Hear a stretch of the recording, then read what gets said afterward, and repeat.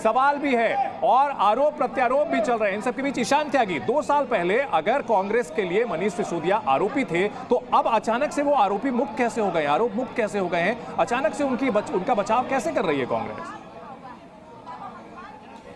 चंदन जी, मैंने कहीं भी अपने बयान में या कांग्रेस पार्टी के किसी भी वक्ता ने, किसी भी प्रवक्ता ने, किसी भी नेता ने अभी तक ये नहीं कहा है कि कोई भी आरोपी या तो बिल्कुल बरी हो जाना चाहिए या किसी आरोपी को जेल भेज देना चाहिए। बात यहां पर सारी ये है, बात है कि प्रक्रिया फॉलो करने की, बात है कि संविधान के दायरे में रह के काम करने की, बात है कि कानून के दुरुपयोग ना करने की। तो आप जितने भी सवाल मुझ पर उठा रहे हैं, शराब घोटाले को लेकर सवाल में भारतीय जनता पार्टी से आप ये कह रहे हैं कि क्या ये बात सुन लीजिए।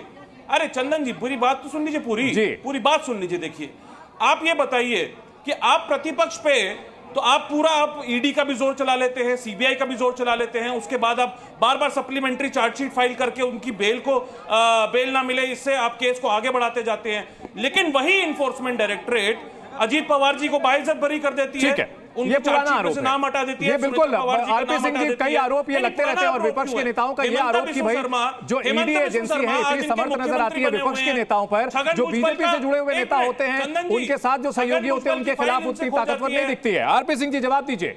चंदन जी जी आप ही की बात सर, आप ही की बात जो है मैं सवाल लेकर के आरपी सिंह जी के पास जा रहा हूँ। प्रफुल्ल पटेल एविएशन घोटाले में लिप्त होते हैं, उसके बाद इनके साथ जुड़ जाते हैं। आरपी सिंह जी जवाब दीजिए इस पर सर। अजीत पवार, प्रफुल्ल पटेल, रेड्डी बंधुओं पे कर्नाटक के रेड्डी बंधुओं पे भी आरपी सिंह साहब जवाब दें मुझे कि उनके केस में क्या हुआ है। आरपी सिंह जी, ये बहुत पुराना आरोप है और आरोप में दम भी दिखता है। ठीक है ईशान त्यागी, अपनी बात आपने रख ली। ठीक है ईशान जी, अपनी बात आपने रख ली। आरपी सिंह जवाब दीजिए। जवाब दे मेरे को। ईशान त्यागी जी, एक काम करते हैं, आप अभिषेक मनु सिंह भी तो आपकी पार्टी के जो अरविंद केजरीवाल और सिसोदिया के केसेस लड़ रहे हैं, उन्हीं को आप हायर करिए। उनकी पूरी फीस की जिम्मेवारी मेरी, मुकदमा जीत गए तो मेरे ऊपर, अगर हार गए तो दुगने पैसे दीजिएगा आप। अरे सिर्फ बातें करने से थोड़ा कुछ होता है। किसी के खिलाफ कोई मुकदमा बंद नहीं हुआ, सब मुकदमे जिन के खिलाफ है जो चल रहे हैं। यहाँ अगर नहीं हुआ, अगर कोर्ट में नहीं कोई कोर्ट ने उसके अंदर फैसला दिया तो अलग बात। ईशान त्यागी, रोका नहीं मैंने आपको ना। ईशान त्यागी, थोड़ा सुनने का मादा रखो, सुनने का मादा रखो ना। अभी अगर सुनो ना, प्रफुल्ल पटेल के खिलाफ जाओ ना, कोर्ट में जाओ, अभिषेक मनु सिंह को हायर करो। अभिषेक मनु, मैं सारे दर्शकों के सामने कह रहा हूँ, अभिषेक मनु सिंह की जितनी फीस होगी मैं दूंगा फीस। और उसके बाद अगर आप मुकदमा जीतते तो फीस मेरे जिम्मे, अगर हार गए तो दुगने दीजिएगा। करिए हिम्मत, करिए हिम्मत, अरे करिए हिम्मत। तो उसके बाद आप उन पे कोई कार्रवाई नहीं करेंगे। बड़ी बड़ी बातें कर देना। आपके नेता अजय माकन ने स्पष्ट कहा कि 100 करोड़ रुपए का घोटाला हुआ, ये साबित हो चुका है। ये उनके शब्द है, मेरे शब्द नहीं है। आपकी नेता सुप्रिया शिंदे का बयान सुन लीजिए, आपके नेता संदीप दीक्षित का बयान सुन लीजिए, आपके अपने नेता अलका लांबा का बयान सुन लीजिए, तो आपको स्पष्ट हो जाएगी। तो दिक्कत है कि आजकल आप वापस से चलाना शुरू हो गए क्योंकि आप दिल्ली में चुनाव आ गए हैं और आपको दिख रहा है कि आपके साथ गलने वाली नहीं है, इसलिए हम थोड़ी चलाकर तो 4-5 सीटें हम देंगे आम आदमी पार्टी के, उनके साथ उनका चलन है।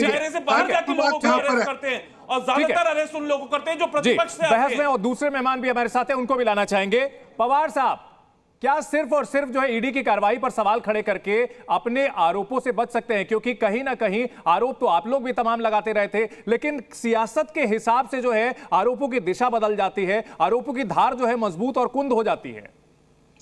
चंदन जी, मुझे लगता है कि जो सबसे वाजिब सवाल है वो आपने नहीं पूछा, जो आपको भारतीय जनता पार्टी से पूछना चाहिए। और मैं आपके माध्यम से पूछना चाहूंगा कि जो 60 करोड़ की रिश्वत जो पी शरद रेड्डी ने, जिसका साक्ष्य सुप्रीम कोर्ट के मामले में कोर्ट का केस मामले का वो भी बताइए। अमन पवार वकील है, ये अदालत के पास जा चुका है। थे आप लोग और कोर्ट ने आपको दो जवाब दे दिया था। कोर्ट ने बड़ा स्पष्ट कह दिया था कि उस मामले का इस मामले से कुछ लेना देना नहीं। 60 करोड़ की नहीं पवार साहब, जो अदालत में है उस पर हम यहाँ मुद्दे पर जो है कोर्ट ने उस मामले में वो भी बता कर जाइएगा पूरा कर रहे हैं। फिर आप इस पे कैसे बहस कर रहे हैं कि अभी आरोप सिद्ध नहीं हुआ और ये सारी चीजें। 60 करोड़ की रिश्वत लेके बैठे हैं, डेटा पब्लिश हुआ है। आप वापस सुनिए, उस मामले में कोर्ट ने कहा था, और वो अकेले भाजपा को नहीं, उसमें कांग्रेस भी है, उसमें टीआरएस भी है, उसमें बीआरएस भी है, उसमें और कई सारी पार्टियां जिनको उनकी कंपनी ने चंदा दिया था। उन्होंने चंदा नहीं बेचा। उनकी कंपनी में, जिसमें वो एक कंपनी में डायरेक्टर है, उसमें से एक कंपनी के डायरेक्टर के कारण से उसके ऊपर आरोप साबित नहीं होता, और कोर्ट ने इस बात कोर्ट ने आपको नकार दिया इस बात को लेकर। कोर्ट ने इस बात को लेकर नकार दिया था कि ये विषय को दिख नहीं है, परंतु जो मूल बात बताइए, ये जो सुप्रीम कोर्ट ने कहा 338 करोड़ का घोटाला है, इसके बारे में क्या कर रही थी, क्यों शुरू नहीं हुआ? अगर इन्होंने अंडरटेकिंग दी थी सुप्रीम कोर्ट में कि 8 महीने में ट्रायल होगा, नहीं पवार साहब, सुप्रीम कोर्ट में आप लोगों की तरफ से पहले भी कई बार अर्जी लगाई गई थी जमानत की। उस समय जमानत की अर्जी जो है वो स्वीकार नहीं की गई थी। उस वक्त प्रक्रिया जो है वो चल रही थी जांच की। अब जांच पूरी हो चुकी है, सबूत इकट्ठा हो चुके हैं, इसलिए लिबर्टी की बात सामने आई है। इसको सुप्रीम कोर्ट के जमानत के फैसले को जीत की तरफ दिखाना, ये तो सर सही नहीं है। देखिए, सही ये भी नहीं है कि जब हम बोलें या तो आप बोलना शुरू कर दें या भारतीय जनता पार्टी के प्रवक्ता बोलना शुरू कर दें। सही ये भी नहीं है कि आप हमें मौका ही ना दें। नहीं पवार साहब, गलत बात ना आप नहीं पवार साहब, ये आरोप गलत है, सरासर गलत है ना। न्यायालय नहीं, सबसे ज्यादा मौका आप ही को दिया है मैंने सर। सर्वोच्च न्यायालय, मेरे सवालों को आप पॉइंटेड आंसर करें ना सर, देना प्लीज। सर्वोच्च न्यायालय ने यह भी कहा है कि इन्वेस्टिगेशन जो है वो अनियमित समय के लिए नहीं चल सकती। इस केस में भी कहा है कि 2 साल के अंदर तहकीकात पूरी हो जानी चाहिए थी। 2021 से तहकीकात चल रही है, आज हम 2024 में हैं, लेकिन आज भी तहकीकात पूरी नहीं हुई। ये तो प्रक्रिया हो गई ना सर, नहीं हो पाई। एक साक्ष्य नहीं है, अप्रूवर बनाए हुए हैं जिनसे इन्होंने रिश्वत ली है। कोर्ट ने खुद कहा 338 करोड़ रुपए का मनी ट्रेल है। ये कोर्ट की टिप्पणी है, ये हमारी टिप्पणी नहीं है, ये ईडी की टिप्पणी नहीं है, देश के सामने ये कोर्ट की टिप्पणी है। और आपने कपिल श्रीवास्तव जी को इस बहस में आना चाहिए। कपिल श्रीवास्तव, ठीक है, 100 करोड़ रुपए आपने खाया है, पोज कर दिया। ठीक है कपिल श्रीवास्तव। देखिए, सबसे पहली चीज तो हम ये कह दें कि भारतीय जनता पार्टी की सरकार है, ईडी सीबीआई जो इनके निर्देश पे काम कर रही हैं, इन्होंने गलत बयानी जो लगातार मुतवातिर इन्होंने न्यायालय के समक्ष की है। हम ये कह रहे हैं ये भाग क्यों रहे ट्रायल से? इन्होंने स्पीडी ट्रायल क्यों नहीं प्रारंभ कर दिया था? 8 महीने में शपथ उठाई थी वहां पर, क्यों वहां भ्रम किया? आपने तो शुरुआत भी नहीं की महाराज, और इसी बात पे लताड़ भी आपको लगाई गई है। दूसरी बात, आप अजय माकन के जो वक्तव्य हैं उनको आप अपनी ढाल नहीं बना सकते। अजय माकन ना तो जांच एजेंसी है, ना माननीय न्यायालय। सबका भला करें, दिल्ली का भला करें। बस अभी इधर मीडिया में इंतजार कर रही थी मनीष जी।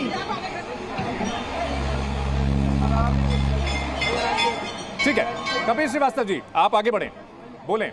देखिए, मैं बहुत स्पष्ट सी बात कह रहा हूं कि अजय माकन एक राजनेता हैं, ना वो जांच एजेंसी है, ना माननीय न्यायालय है। अगर उनके समक्ष कुछ बातें ऐसी आई, उन्होंने कहा, वो आरोप लगाया, तो आरोप की विधिक जांच होनी चाहिए, विधि विरुद्ध जांच होनी चाहिए। ठीक है, किसी को आप अंडर ट्रायल कर देंगे क्या पूरा? ठीक है, आपको ये पूछना चाहिए कि इन्होंने अगर दोष सिद्धि नहीं होती है तो क्या ये उनके 18 महीने लौटाएंगे? नहीं, इस मामले में जवाब जो है ईडी और सीबीआई और तमाम जो एजेंसियां होती है उनको देना है। लेकिन जो अभी थोड़ी देर पहले आरपी सिंह जी ने सवाल उठाया था लालू यादव को लेकर के, लालू यादव जी को भी जो है पहले जेल जाना पड़ा, फिर जमानत मिली, बाद में दोष सिद्धि हुई, आपकी सरकार के समय यूपीए सरकार के समय उनकी दोष सिद्धि हुई, तमाम सारी चीजें हुई। तो ऐसे में इस चीज को, जमानत मिलने को जीत के तौर पर दिखाना, इस पर सवाल खड़े किए जा रहे हैं।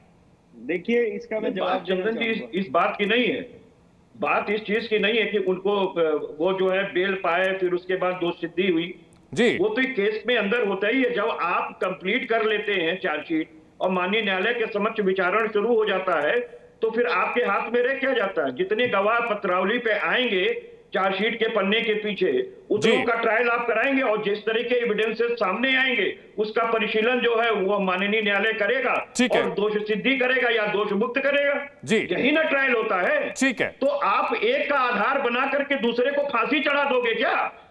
आरपी सिंह जी जवाब दीजिए। बना के दूसरे को फांसी चढ़ाएंगे? ठीक है आरपी सिंह जी, ये संविधान की हत्या कर रहे हैं जी। आरपी सिंह जी, ये संविधान की हत्या।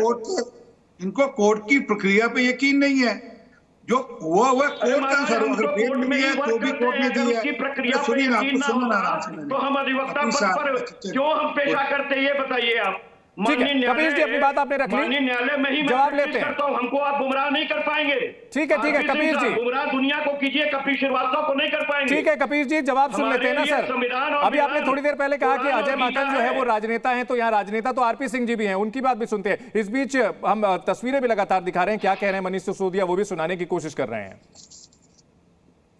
मनीष सिसोदिया जो कि हनुमान मंदिर पहुंचे हुए हैं, वो तस्वीरें दिखा रहे हैं। मनीष सिसोदिया जो मीडिया से बात करेंगे, कुछ बताएंगे तो वो भी हम दिखाते रहेंगे, क्योंकि ये लगातार देखा जाता है कि आम आदमी पार्टी की जो आस्था है वो भगवान हनुमान में है। तो ऐसे में तमाम नेता जो है अक्सर हनुमान मंदिर पहुंचते हैं दर्शन करने, क्योंकि कल ही मनीष सिसोदिया को सुप्रीम कोर्ट से जमानत मिली थी आबकारी नीति मामले को लेकर, और ऐसे में आज जो है दर्शन करने पहुंचे हैं हनुमान मंदिर, कनॉट प्लेस जो स्थित है हनुमान मंदिर। सबके लिए मैंने अभी सबसे बजरंगबली जी के चरणों में प्रार्थना लगाई है, और बजरंगबली जी ने मुझे आशीर्वाद दिया है। केजरीवाल जी के ऊपर भी बजरंगबली जी की बहुत कृपा है, विशेष आशीर्वाद है केजरीवाल जी के ऊपर बजरंगबली का। आप देखिएगा कि केजरीवाल जी को भी बजरंगबली का इसी तरह से आशीर्वाद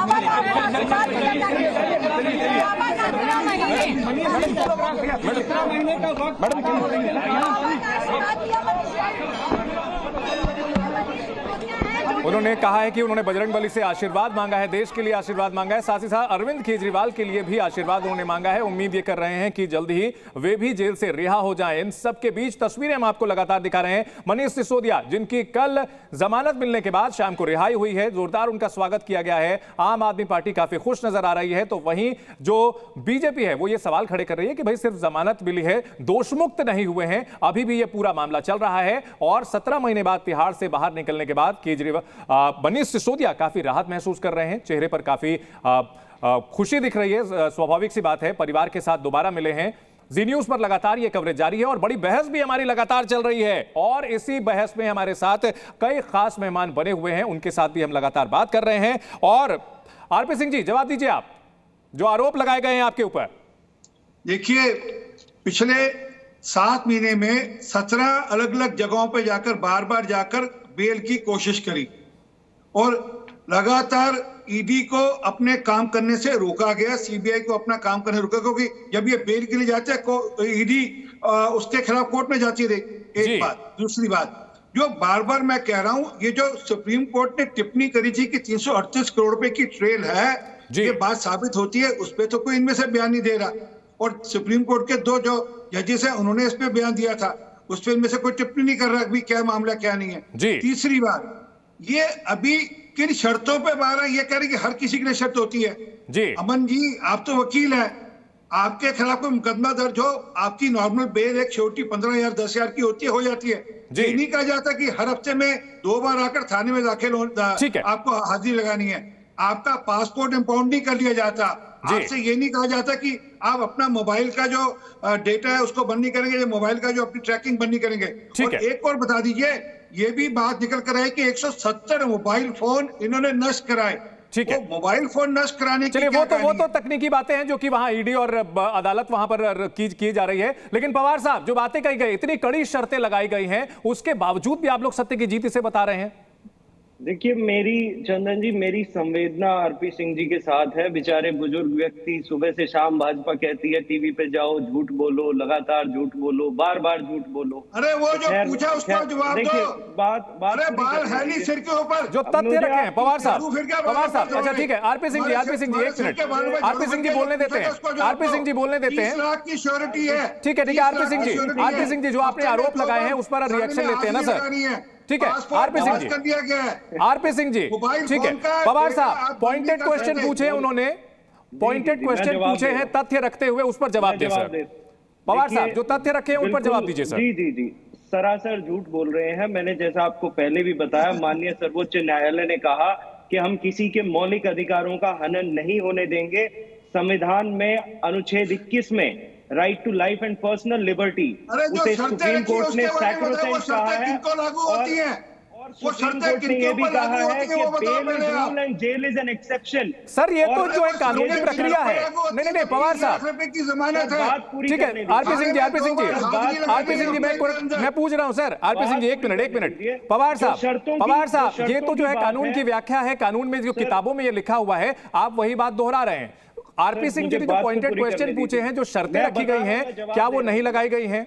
शर्तें मैंने बताया आपको, ये शर्तें these are normal bail conditions. Supreme Court ने ये भी कहा है कि 10 लाख की जो है बेल की बात जो है ये नॉर्मल कंडीशन है। पूरी सर मुझे सुन गए, आप 4 बार बोलेंगे, बीच में इंटरप्ट करेंगे, मुझे तब भी सुन रहे हैं। पवार साहब, मेरा तो सीधा कहना है, आरपी सिंह जी हवलदार को जाकर बात तो पूरी करनी होगी। आरपी सिंह जी बात पूरी करने देते हैं, ठीक है? RP Singh ji 1 minute. हाँ, पवार सिंह बोले। These are normal bail conditions, लेकिन सुप्रीम कोर्ट ने ये भी कहा कि he is not a flight risk, he has deep roots in society, there is not a possibility of tampering with the evidence। जब इनके वकील ने जोर दिया इस पे, सुप्रीम कोर्ट ने इनके सारे कंटेंशंस को रिजेक्ट कर दिया। हफ्ते में 2 बार एक हवलदार के पास जाकर थाने में हाजिरी लगानी पड़ेगी, ऐसा क्यों कहा? सोमवार और बृहस्पतिवार थाने में हाजिरी लगानी पड़ेगी, ऐसा क्यों कहा? नहीं है एनफोर्समेंट डायरेक्टरेट उसकी तहकीकात क्यों नहीं कर रही? क्यों मांगी है? अगर नॉर्मल होता तो उनके खुद के मुचलके के ऊपर छोड़ दी थी कोर्ट, डायरेक्टरेट उनके निजी मुचलके पे छोड़ दी थी कोर्ट। जब मनी ट्रेल उनके पास मौजूद है तो आखिर क्यों तहकीकात नहीं की जा रही? क्या नरेंद्र मोदी जी झूठ बोल रहे थे जब उन्होंने कहा 1 पैसे की रिकवरी नहीं? डिफ्लेक्ट कर गए पवार साहब, आप पॉइंटेड क्वेश्चन को डिफ्लेक्ट कर गए सर। देखिए मैं जवाब दे चुका उसका, आप पॉइंटेड क्वेश्चन को डिफ्लेक्ट कर गए सर। नहीं, ये सिर पर झाड़ू लग गया जो आप सुनना चाहते हैं चंदन जी, मैं वो नहीं बोलूंगा जो आप सुनना चाहते हैं, ठीक है, लेकिन मैं जवाब दे चुका हूं। टू द पॉइंट पे हमारे पास समय की थोड़ी कमी है। इस बड़ी खबर पर हर अपडेट हम आपको देते रहेंगे, दिखाते रहेंगे।